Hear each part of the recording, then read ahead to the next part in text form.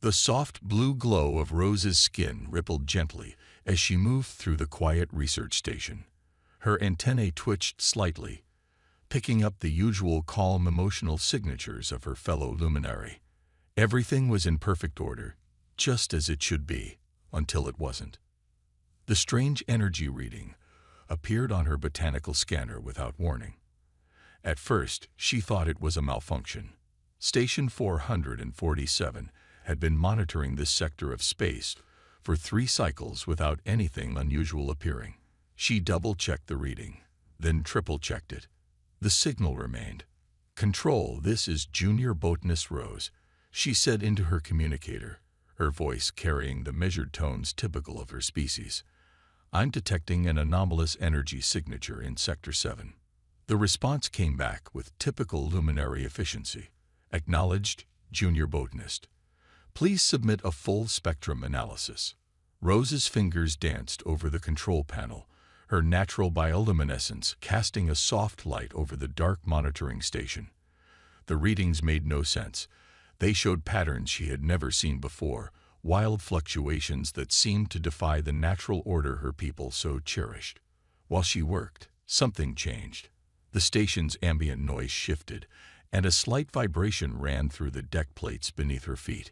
Rose's antennae straightened, detecting something that made her step back from her console. Emotional output, but at levels she had never experienced before. The station's alert system activated, its gentle chime a stark contrast to the chaos of readings now flooding her instruments. "Unknown vessel approaching," announced the calm voice of control. "All personnel, maintain emotional stability protocols." Rose watched through the observation window as a ship emerged from the darkness of space. Its design was unlike anything in the Luminary database, all sharp angles and practical functions, without the flowing organic shapes her people preferred. The vessel was damaged, with visible scarring across its hull and what appeared to be makeshift repairs. "Incoming transmission," Control announced. "Junior Botanist Rose, remain at your post for observational data collection." The voice that came through the station's communication system hit Rose like a physical force. "This is Captain Jack of the Earth vessel Pioneer. We've sustained damage to our primary drive systems and request permission to dock for repairs." Earth. Humans. Rose's skin flickered rapidly, reflecting her inner turmoil. She had read about them in the xenological archives, a species that had achieved faster than light travel despite their emotional instability, or perhaps because of it. The archives had warned about their intense emotional output, but nothing had prepared her for the reality. Through the window, she could see the human ship drawing closer. Each movement brought with it new waves of emotional energy. Determination, concern, hope, fear, all mixing together in ways that made her dizzy. The luminary valued emotional control above all else. But these humans, they'd broadcast their feelings like a star broadcasts light. "Permission granted." Control responded after what seemed like an eternity. "Please follow guidance markers to Docking Bay 3. Station personnel will assist with repairs." Rose's supervisor appeared at her side, the elder luminary's skin glowing a steady, calming green. "Junior Botanist, your readings show unusual resilience to human emotional output. You will serve as primary liaison for the duration of their stay." "I understand," Rose replied, though she didn't, not really. Her people's entire society was built around emotional control and stability. How could she possibly interact with beings who felt so much? The human ship docked with a gentle shudder that ran through the station.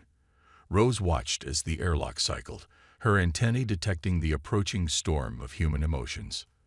The inner door opened, and she found herself face to face with Captain Jack. The impact of his presence nearly knocked her back. His emotions filled the room like a physical force: curiosity, gratitude, concern for his ship and crew, all radiating from him in waves that made her skin ripple with reflected light. His smile, so freely given, contained more emotional energy than most luminary expressed in a day. "Thank you for having us," he said simply, but the warmth in his voice carried enough emotional weight to make Rose's antennae curl. This, she realized, was going to be unlike anything she had ever experienced. The age of isolation was over. The humans had arrived. Rose had never felt more aware of her own bioluminescence than when she stood next to Captain Jack. Her skin kept shifting colors without her permission, responding to the waves of emotion rolling off him like thunder from a storm. The other luminary in the room maintained their usual steady glow, but she couldn't seem to control her reactions. "The damage to your ship's drive system," she said, trying to focus on facts rather than feelings. "How did it happen?" Jack ran a hand through his hair, a gesture that fascinated Rose. Humans were always moving, always expressing themselves through more than just words. "We hit an unmarked debris field," he explained. "Managed to get through it, but not without taking some hits. Better the ship than the crew, though." The protective warmth in his voice when he mentioned his crew made Rose's antennae curl again. She quickly straightened them, earning a curious look from her supervisor across the room. "I will show you to your temporary quarters," Rose said, using the formal patterns she had been taught. "Then we can begin assessing the repairs needed." The human crew followed her through the station's corridors. There were 12 of them, each broadcasting their own unique emotional signature. Rose felt like she was walking through a rainbow of feelings. Excitement, exhaustion, relief, curiosity, all mixing together in the air around her. "Your station is beautiful," said Jack, looking at the organic curves and flowing designs that marked luminary architecture. "But it feels a bit quiet." Rose's skin flickered blue with surprise. "Quiet is efficient," she replied automatically, repeating what she had learned since childhood. But for the first time, she found herself wondering if that was true. They'd reached the guest quarters, and Rose watched in fascination as the humans immediately began to change the space. They moved furniture, set up personal items, and somehow made the perfectly ordered rooms look lived in. It should have bothered her, this disruption of proper order, but instead she found it intriguing. "Let me know if you need anything," she said, preparing to leave them to settle in. "Actually," Jack said, "would you mind showing me to engineering? The sooner we can start on repairs, the better." Rose nodded, leading him through more corridors. As they walked, she found herself stealing glances at him. Humans were so different physically. Their skin didn't glow, they had no antennae, and their eyes didn't change color with their emotions. Yet somehow, they expressed more than any luminary she had ever met. In engineering, Jack's emotional output suddenly shifted. Rose felt a wave of focused determination from him as he examined the repair facilities. This wasn't the chaotic burst of feelings she had been taught to expect from humans. This was purposeful, directed, powerful. "Your people have amazing technology," he said, studying the repair systems. "But I notice everything's set up for precision work. We might need to improvise a bit for some of these repairs." Improvise. The word felt strange in Rose's mouth. "Our systems are designed to work perfectly under perfect conditions," Jack finished for her. "But sometimes you need to get creative. Mind if I show you what I mean?" Before Rose could answer, Jack was already pulling up the schematics of his ship's damaged drive system. His enthusiasm hit her like a warm wave, and to her surprise, she found herself moving closer to see what he was pointing at. Her skin began to glow with a soft pink light, a color she had never produced before. "See this part here?" Jack's finger traced a line on the display. "Standard repairs would take weeks. But if we were route through here, and maybe modify one of your precision tools too." Rose found herself nodding along, her natural luminary caution giving way to something new, something exciting. Her supervisor would not approve, but for the first time in her life, Rose didn't care about approval. She wanted to see what would happen next. For a species that prided itself on emotional control, Rose was feeling remarkably out of control. And somehow, that felt exactly right. 3 days into the human stay, Rose discovered something called music It happened during her inspection of the repair work, when she heard strange sounds coming from the human ship's cargo hold.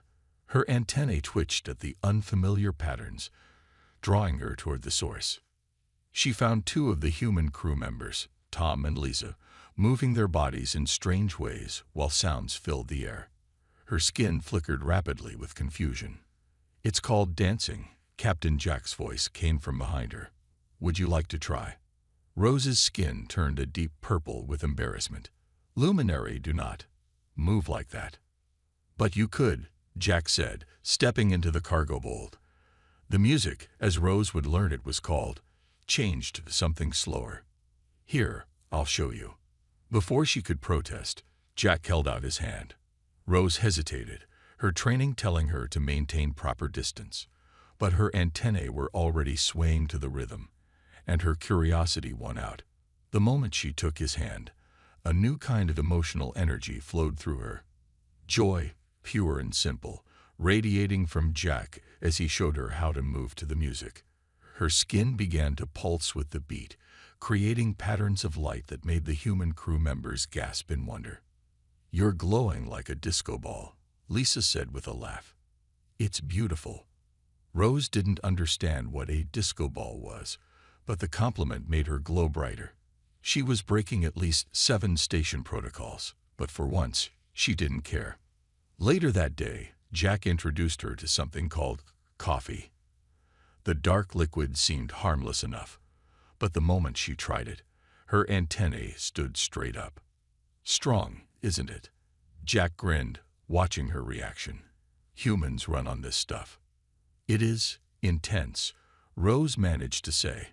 Like everything about humans, even their beverages carried an emotional punch. But she found herself asking for another sip. The next surprise came when Jack showed her what he called photos of Earth. Rose had seen technical data about the human homeworld, but these were different. They showed colors she had never imagined, landscapes that defied logic, and scenes of human life that made her antennae curl with wonder. "This is an ocean," Jack explained, showing her an image of endless blue water. "And these are mountains covered in snow." Each picture came with a story, and each story carried emotions that washed over Rose like waves. "Your world is so chaotic," she said, but the word didn't carry its usual negative meaning. "Chaotic, yes," Jack agreed, "but that's what makes it beautiful. Look at this one. It's called a sunset." The image showed the sky painted in impossible colors. Rose's skin automatically tried to match the shades of red and gold, creating a light show that made Jack smile. "You know," he said, "your people's ability to glow like that. It's like you carry your own sunsets inside you." The comment sparked something in Rose's mind. She had always seen her bioluminescence as a simple communication tool, a way to convey necessary information. But the way Jack described it made it sound like art. That evening, Rose's supervisor called her in for a review. "Your emotional readings are becoming erratic," the elder luminary said. "You are spending too much time with the humans." "I am learning from them," Rose replied, surprised by the strength in her voice. "Their way of seeing things. It's different, but not wrong." "Be careful," her supervisor warned. "Too much emotional exposure can change a luminary permanently." Walking back to her quarters, Rose wondered if change was really such a bad thing. Her skin was glowing with colors she had never produced before. Her antennae were picking up emotional frequencies she had never noticed, and her mind was full of new ideas. The humans were changing her, yes, but maybe, just maybe, that was exactly what she needed. The station's alarm pierced the quiet of the night cycle, its usual gentle chime replaced by an urgent wail. Rose woke instantly, her skin pulsing red with alarm as her antennae picked up waves of fear and concern from all directions. "Emergency in primary core section," the station's computer announced. "Containment field failure imminent. All personnel implement emergency protocols." Rose rushed to her monitoring station, her heart's beating faster than normal. The readings made her skin pale to a ghostly white. The station's power core was becoming unstable, and the careful luminary safety systems were failing one by one. Status report. Her supervisor's voice came through the comm system, steady but strained. Core temperature rising, Rose reported, fighting to keep her voice level. Containment fields at 60% and falling. Standard stabilization protocols are not responding. The door to the monitoring room burst open, and Captain Jack ran in. His emotional output hit Rose like a physical force, not panic as she expected, but fierce determination. "Your core's going critical," he said, quickly scanning the readouts. "Those containment fields won't hold." Rose's supervisor appeared on the main screen. "We are implementing standard emergency procedures." "There's no time for standard procedures," Jack interrupted. "Those fields fail. This whole sector goes up. Rose, show me the core schematics." Rose hesitated for a split second, caught between her training and the urgency in Jack's voice. Then she brought up the diagrams on the main display. "Here," Jack pointed to a section of the cooling system. "The main problem isn't the core itself, it's the cooling system. It's locked in a feedback loop. We need to reset it manually." "Manual access to the core is forbidden during emergency protocols," Rose's supervisor stated firmly. "With all respect," Jack said, his emotions now radiating like a sun, "forbidden is better than dead. Rose, are you with me?" Rose looked at the human captain, then at her supervisor's disapproving face on the screen. Her skin flickered through several colors as she made her decision. "I know the way to the core," she said. They ran through the corridors together, Jack keeping pace despite the higher gravity the luminary preferred. Rose's antennae picked up the emotions of the station's crew. Fear, uncertainty, resignation. But Jack's determined focus cut through them like a beam of light. At the core access door, Rose quickly entered her codes. "The radiation levels inside," she started to warn. "Will kill us if we take too long," Jack finished. "So let's not take too long." The core chamber was bathed in dangerous levels of radiation. Rose's natural bioluminescence dimmed in response, but she could still see Jack moving purposefully toward the main cooling control panel. "The manual override requires 2 operators," Rose said, following him. "One to control power flow, one to reset the sequence." Jack nodded, already working on the panel. "On my mark. Cut power to sections 7 through 12. It'll give us a 3-second window to reset the sequence." Rose's hands hovered over the controls.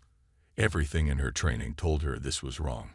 Too fast, too risky, too human. But her antennae could feel the core's instability growing by the second. "Now," Jack shouted. Rose moved, her fingers dancing across the controls. Warning lights flashed, alarms screamed, and for one terrifying moment, she thought they had failed. Then the core's angry red glow subsided to its normal gentle blue. "Core stabilizing," the computer announced. "Containment fields rebuilding. Danger level decreasing."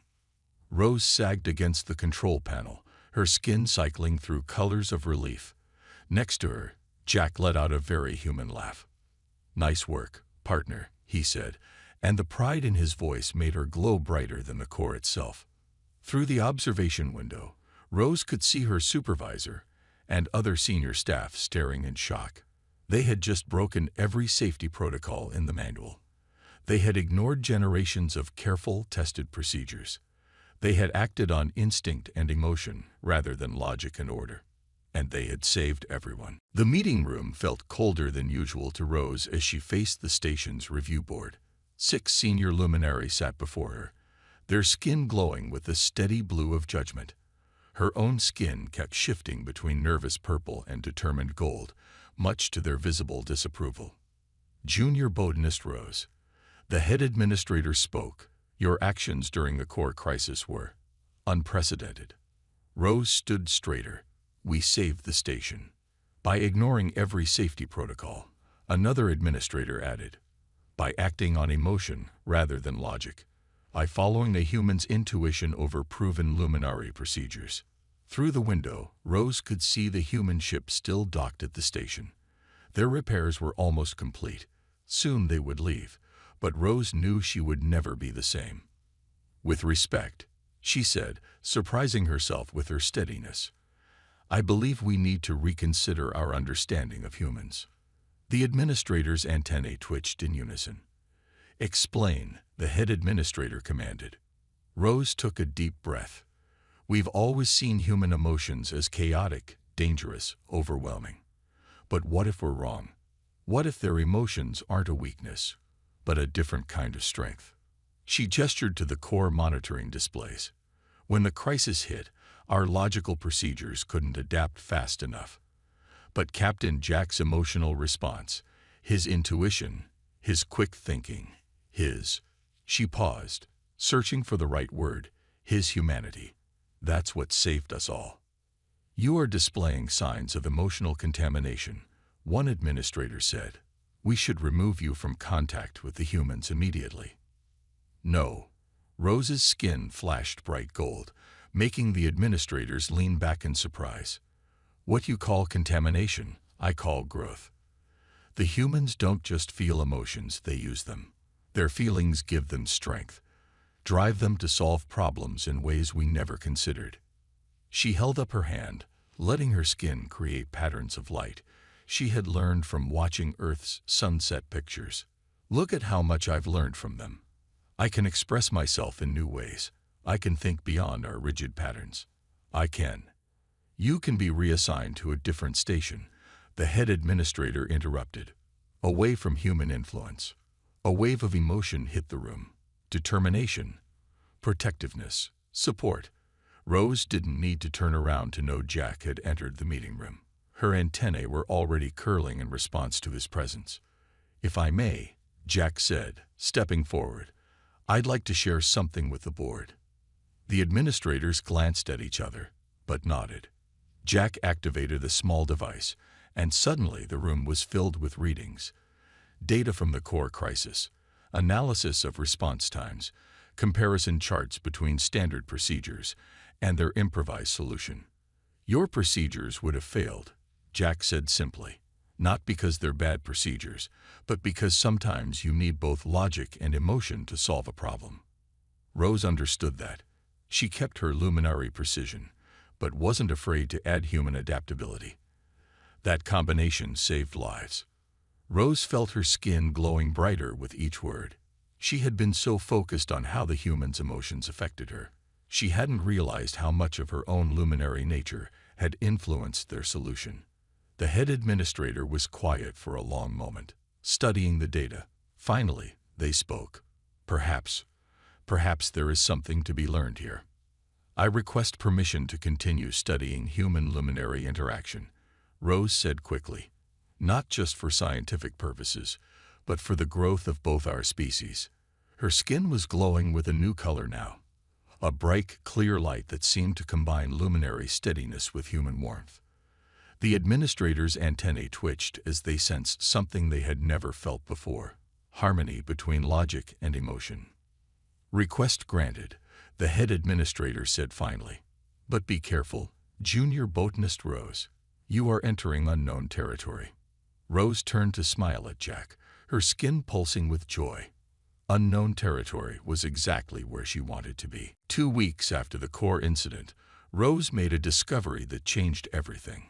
She was in her quarters, listening to the music Jack had shared with her, when she noticed something extraordinary in her mirror. Her bioluminescence wasn't just glowing. It was creating patterns that matched the rhythm of the music perfectly. Computer, record visual feed, she said quickly, watching as her skin pulsed with the beat. This wasn't the random emotional flickering she had experienced before. This was controlled, purposeful, beautiful. She rushed to the science lab, nearly running into Jack in the corridor. His usual wave of emotions hit her, but this time, something was different. Her antennae didn't just detect his feelings, they seemed to resonate with them. Jack, she said excitedly, I need to show you something. In the lab, Rose explained what she had discovered while setting up monitoring equipment.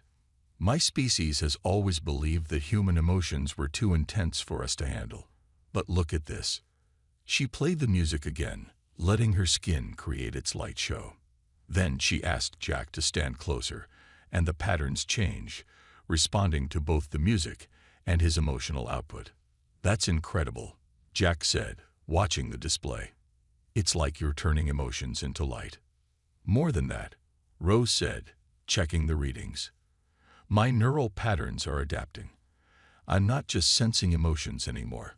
I'm processing them in new ways. Ways that should be impossible for a luminary." Word of Rose's transformation spread quickly through the station. Soon, other luminary scientists were asking to study her.